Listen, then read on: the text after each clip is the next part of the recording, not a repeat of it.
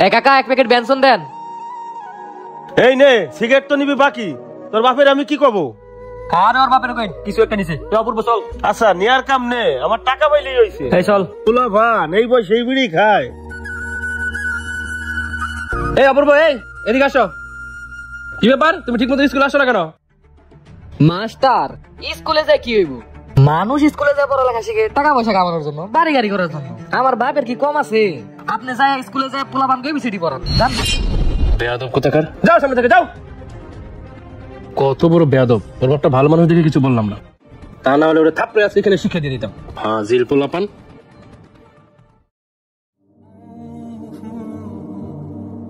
আব্বা আমার 2 লক্ষ টাকা লাগবে, আইফোন 15 প্রো ম্যাক্স কিনবো। আমার কাছে কোনো টাকা নাই। কি কও? 2 দিন আগে একটা বাইক কিনতে চাইলাম, বাইক কিনা দিলা না। এখন একটা আইফোন কিনতে চাই, কত টাকা নাই। তোমার এত সম্পত্তি কে খাইবো? তুমি মরার পর সব সম্পত্তি তো আমারই হইব। তাইলে তোমার দিতে সমস্যা কি? তোমার কিছু না বলতে বলতে তুমি মাথায় উঠে গেছো একবারে। আজকে টাকা পয়সা দিয়ে দিয়ে তোমার নষ্ট করছি, এই ভুল আমি আর করবো না। আমার সাফ সাফ কথা শোনো, যদি তুমি আমার কথা মতো না চলো তোমার আমি ত্যায্য পুত্র করে দিব। আর এই সম্পত্তি কোন এতিমখানায় দান করে আমি একদিন চলে যাব। আব্বা তুমি এখনো সেই আগের জামানায় রয়ে গেলা। তুমি কি মনে করছো তোমারে স্যার আমি অচল? জাগো দুনিয়ায় বাবা নাই, তারা কি বাইচার হয় নাই? তারা কি মরে গেছে? তুমি আমারে কি ত্যায্য পুত্র করবা? আমি এই বাড়ি ছেড়ে যাবো গা। 2 দিন পরে আমার ঠিকই খুঁজবা। গুড বাই রহিম সাহেব। শোন শোন, একবার বাপের হোটেলটা বাইরেই দেখ, বুঝতে পারবি এই দুনিয়াটা কত কঠিন। যা যা। রহিম মিয়া বাইত আসেনি? আরে চেয়ারম্যান সাহেব যে বসেন।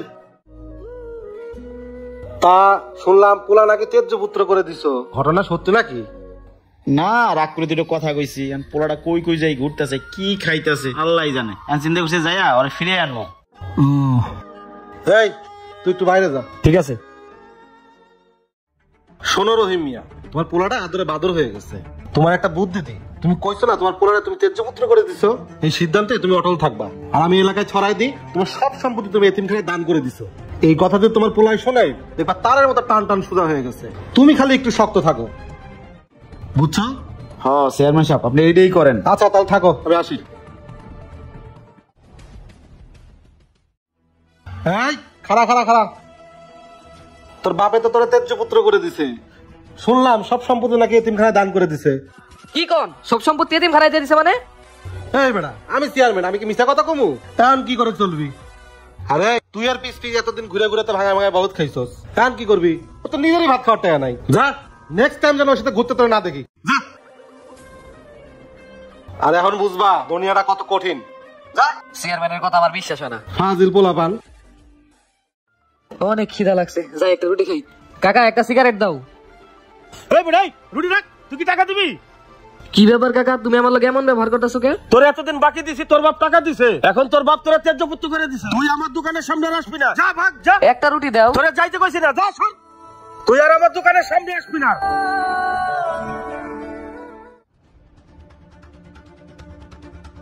এই তুই স্কুলে লিখা যা বাইরা, তোর স্কুল থেকে বহিষ্কার করতে হয়েছে। যা, তোর মতো নেশাখোর, তোর মতো বেয়াদব আমার এই স্কুলে জায়গা নাই। যা যা সর।